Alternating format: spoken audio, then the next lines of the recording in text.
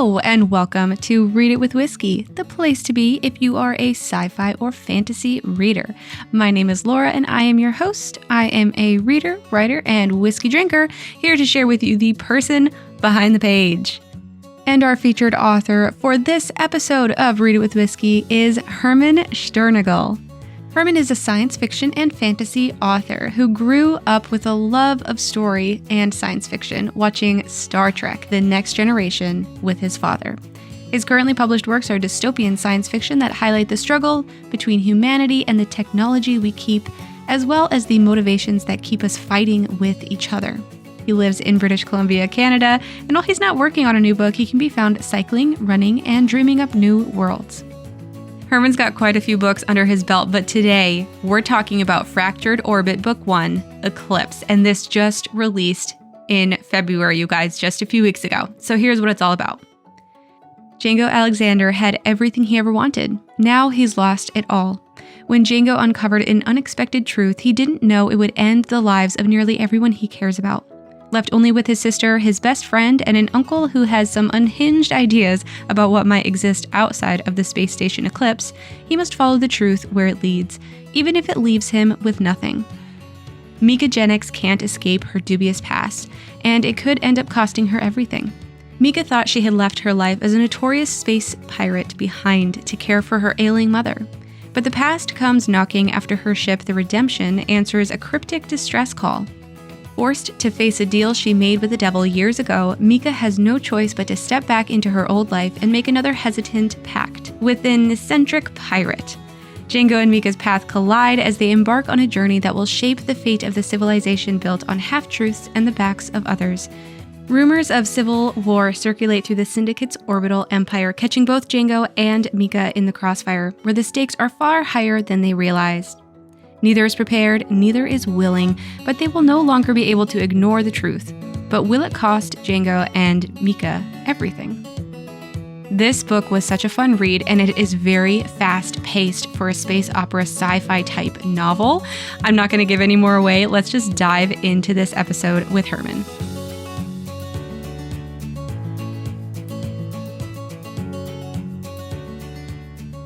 Hello, Herman, and welcome to Read It with Whiskey. I'm so excited to talk to you today. How you doing? I'm doing great, thank you. Thank you for having me. Yes, I'm really excited to chat with you today.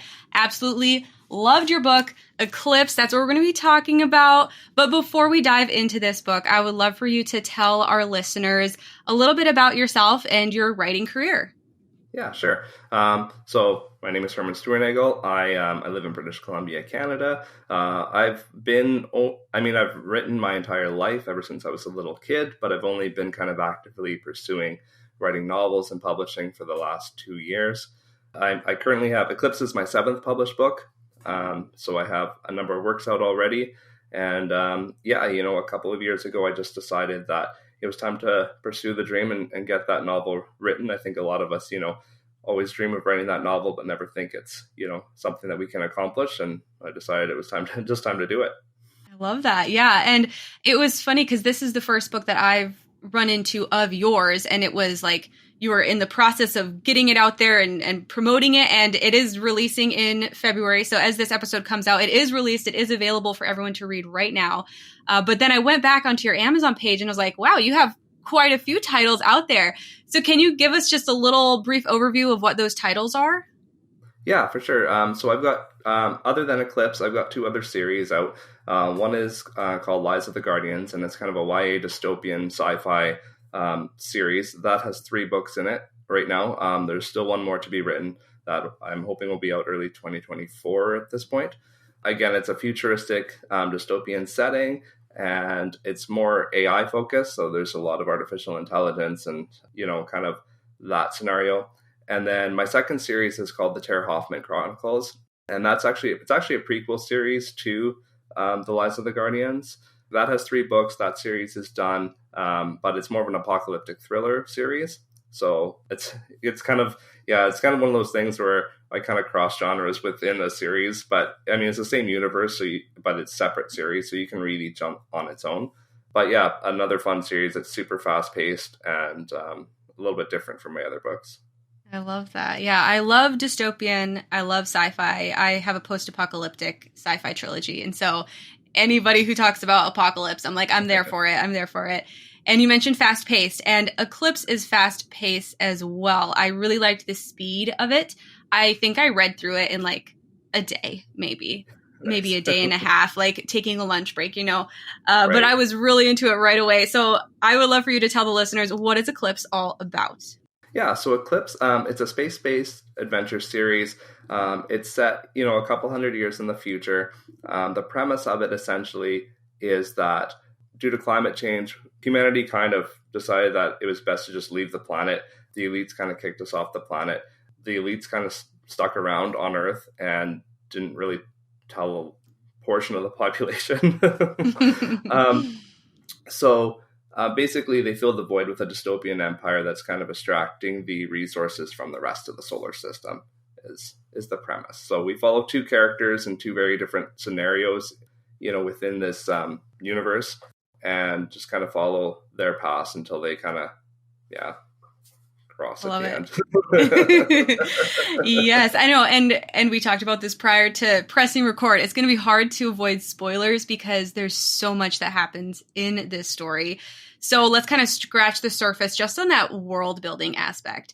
So Sure. This book primarily takes place in space. Right. So tell us a little bit about your world within space, and maybe is it more traditional space opera type setting, or do you have any kind of twists and turns that readers can look forward to?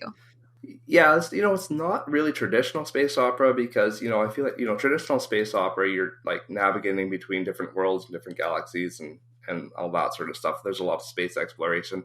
This series is really more within our solar system, and Eclipse itself happens, between Earth and the moon, and a space station that's in Earth's orbit. So there's no aliens, there's no faster than light travel and that sort of thing that you get in a typical space opera. So in that way, it's unique, but there's still the common tropes of spaceships, space stations, and that sort of thing. So it definitely still, I think, will appeal to typical space opera readers, but it's definitely it was hard to categorize when I was trying to fit it in. I'm like, is this really a space opera? But it is. It does technically fit that category. So, but yeah. Yeah. And I think that was the first thing I noticed was that there weren't aliens. Yeah. I liked that because most of the time when you go into space operas, and I think that's why it took me so long to get into space operas, because I was scared of having to learn all these alien types, and you can do so much with creating a new creature. And so when I dove in, I expected to kind of see some of that. I mean, I try not to read the blurb or learn anything about books before I dive into them, just so everything surprises me. And that's one of the biggest things that stuck out that I absolutely loved. So props to you there. I thought it was really fun that you kind of kept that out and just kept it to the humans and what they're going through. And you briefly mentioned it, the climate wars. So can you expand a little bit more on that? Sure. I mean, the book doesn't go too far into it because, one of the main characters is still really kind of learning. Well, I shouldn't say that, but he's still kind of learning what actually happened. So, essentially, the premise is that climate change got so bad that, obviously, war started to happen over resources and that sort of thing.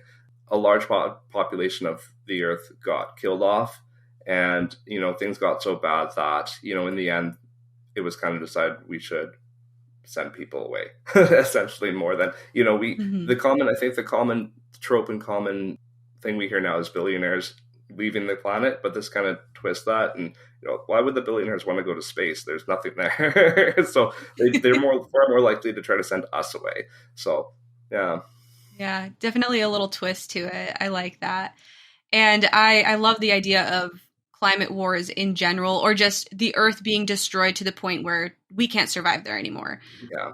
And it's not, like you mentioned, it's not too heavy in this book. Obviously, you give a little bit of history, like this is why they left Earth. So in the future books, is there going to be more about that and like what actually went down? Are we going to learn a little bit more? Yeah, there'll definitely be more details. For sure in book 2 a bit, probably more in book 3. It's going to be a trilogy. I'm kind of like well into book 2 now, but there'll definitely be more details about what happened and why things are the way they are, because obviously things aren't exactly as Django, the main character, especially, not as he perceived them as being. Yeah, for sure. You mentioned characters, so let's dive into that topic. Let's get our toes wet. So tell us about our main characters. Let's start with Django. So Django, he's the young man. He lives on the space station Eclipse. He's a farmer within Eclipse. From his perspective, he's working to grow crops and that sort of thing to send back to Earth to kind of restore the climate and the sustainability of the planet. So his best friend, who's also kind of his romantic interest, just got promoted to a different level of the space station. And he's kind of has to sort out through, some life changes and other things that happen. That gets into spoiler territory pretty quickly.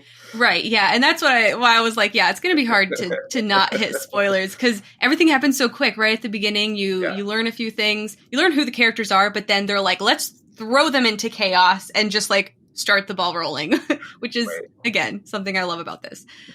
All right. So let's talk about Django's friend, like you just mentioned. Tell us a little bit about Eventide. Yeah, so Eventide is a fun character. The space station Eclipse is kind of built in 4 tiers. There's an A ring, a B ring, a C ring, and a D ring. The D ring is kind of where Django is based. It's the biggest ring, but it's also kind of the poorest ring, for lack of a better word. So Eventide has her sights set on a better career position as a technician of the station. So she's promoted to the B ring in order to fulfill this position. So she's a little more tech savvy, a little bit more ambitious. She doesn't really want to stay where in the position she's been given in life, where Django really is happy where he is as a farmer on the station. So I really like their relationship and the evolution of that through the story because they are on Eclipse. And so they are kind of stuck there. And so they've grown together and then you kind of see them evolve throughout the story. Again, spoilers, it's so difficult. So let's jump into the other point of view, which is Mika. Yes. So Mika is a space shuttle pilot captain, and she's basically, cargo hauling around the inner solar system, doing odd jobs. She used to be a space pirate, but she kind of turned her life around in order to help her mother, who she learned got sick while she was off pirating. So, early in the story, they kind of come across a distress signal and have to help someone, and her life kind of gets turned around as a result of that. She was a fun character to write. She's got a lot of personality and yeah.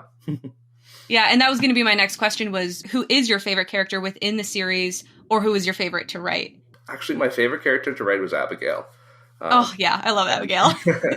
And we meet Abigail in the prologue. She is a space pirate. In my head, she's kind of like a Jack Sparrow type character. We really don't learn, where she stands or what her true motivations are.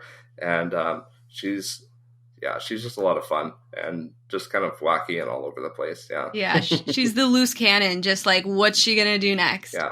I love that she's an outcast, a pirate.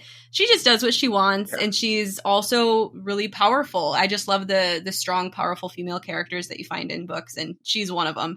And then my other favorite is Mika, because she, like you said, she was a pirate, and she reinvented herself. And I like the power and that self-discipline that it took to do that and to kind of change her ways. Yeah. But I also like that she kind of reminisces about that aspect of her life, too. Mm-hmm, so she's definitely one of my favorites. Mm-hmm. What kind of emotions can readers expect to go through while they're reading this book? Will they laugh? Will they cry, smile, get uncomfortable, be challenged? What are they going to be going through? Hopefully a little bit of everything, but really, it's a fast-paced read. I hope readers are excited as they read it. I hope they have fun with it. It's it's kind of a dystopian story, but it's not super dark. So, it's really kind of like I meant it to kind of be a fun book. It kind of will get a bit darker as the series goes on, but not too much. But yeah, it's kind of a fun read.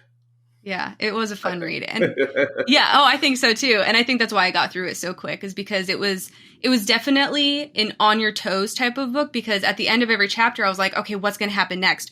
Or I would see that the next chapter would be a different point of view, and I would remember what they had just left off on before. I was like, oh, I want to get back into that side of the story. And I think that was a fun thing for me is that it just kept me intrigued and it kept me being pulled forward through the chapters. So love it. Okay. As writers, we all start out as readers. So I'd like to learn a little bit about your reading habits. So what is your favorite genre to read? I mean, I read pretty much exclusively sci-fi and fantasy.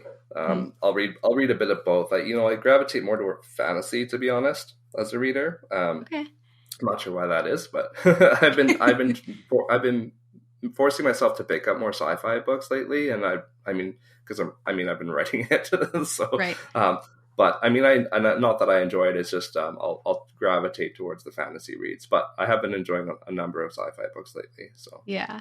I feel like I go in little swings. Like sometimes it'll yeah, be like 10 sci-fi books in a row, and then it'll be like 25 fantasy, and then like right. throw in a random like contemporary romance in there just to like reset the palette. And well, cool. Yeah. I figured you'd say sci-fi or fantasy, but you never know. You never know. I had someone That's on, true. I had someone on in a previous episode where they write fantasy and they read mostly historical fiction. So it's Oh completely wow. outside of their norm. So you never know. Yeah. So what is the most recent book that you read?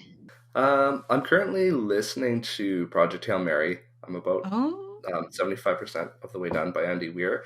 It is so good. It is like I'm not normally an audiobook listener. I just kind of like picked this up on a whim because it was on a sale on Amazon, and like it is so well done. So, are you liking it so far? I love it. It's really good. Like it Yeah. is definitely hard sci-fi. Like there's a lot of numbers and calculations and that, but it's not detracting from the story. I sometimes find that sort of thing is very distracting, and he Yeah. works it in so well that you don't really notice. So, and I mean, I'm a bit of a nerd too, so I don't mind that sort of thing. But it can quickly start to read like a textbook when I find some hard sci-fi and it doesn't. So, yeah, it's quite enjoyable. Cool. Awesome. Well, I'm excited to dive into it now. All right. So you kind of mentioned some projects you're working on. Like I said earlier, Eclipse just released on February 7th. So I'm assuming book 2 should be coming out relatively soon. Do you have a timeline for when that's going to be released? Yeah, it's going to be probably the late summer of this year. Okay. Is the plan. I'll have it up for pre-order probably by the time the interview comes out. Awesome. Just because I like to have the next one up and coming. And then book 3 will probably be coming out in the fall sometime is the plan. So yeah, and it'll be the plan is for it to be a trilogy at this point. So the plan, do you think it could potentially lead into more, or you're going to try and cap it? We'll see. This story will end after 3, unless things take a while to turn and I need to expand it into 4, because right now book 2 is starting to become quite a bit longer than book 1.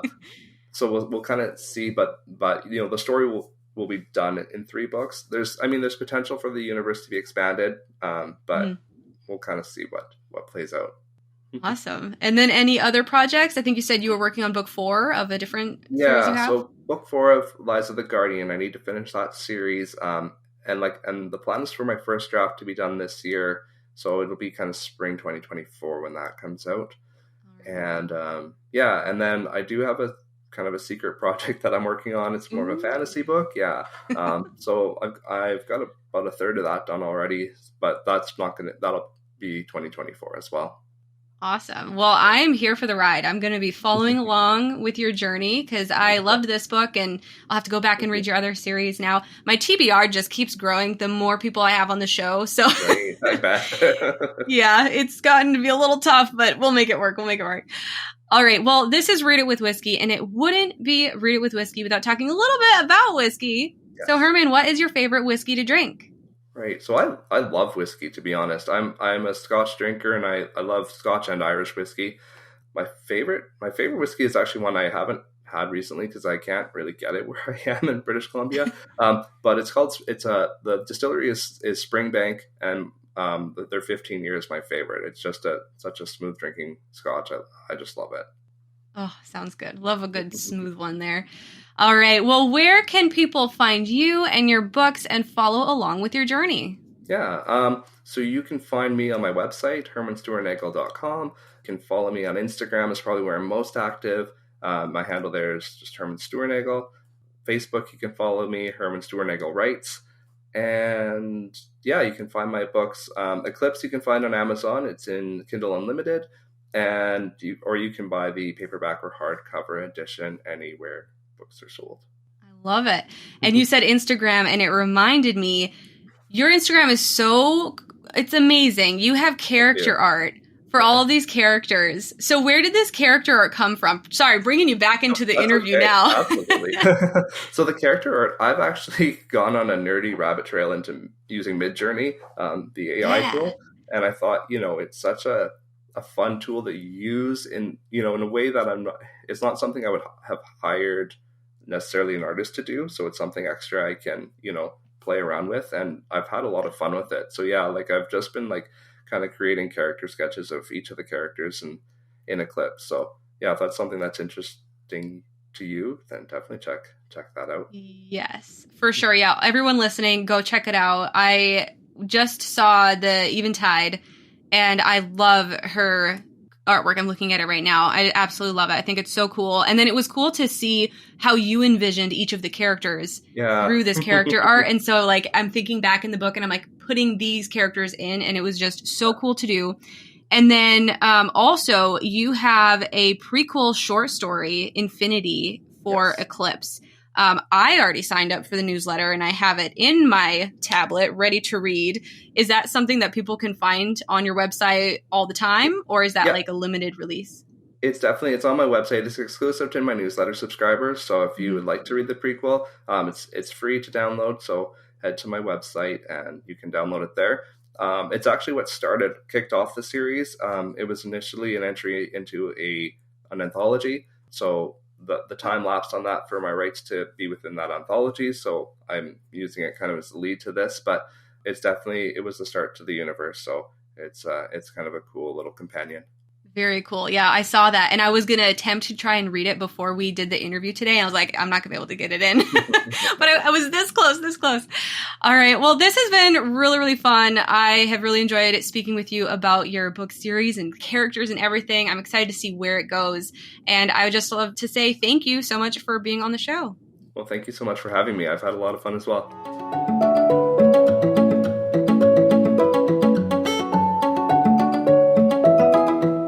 What an incredible conversation with such a talented author. You guys, I'm going to go back and read his entire backlist because all of his books just sound so amazing.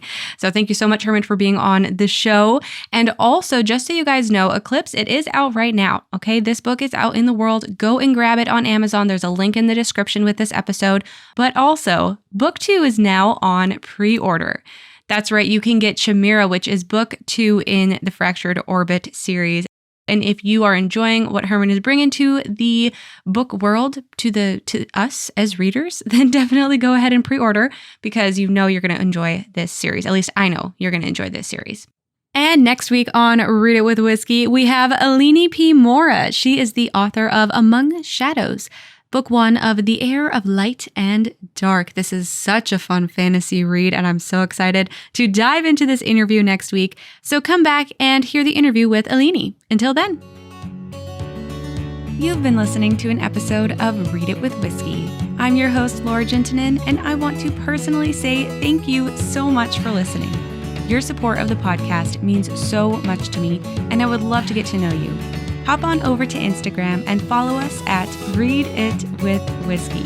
Please chime in on this episode's post, share it on your social media and with your friends, and come back next time to hear more from self-published authors. I'll talk to you soon.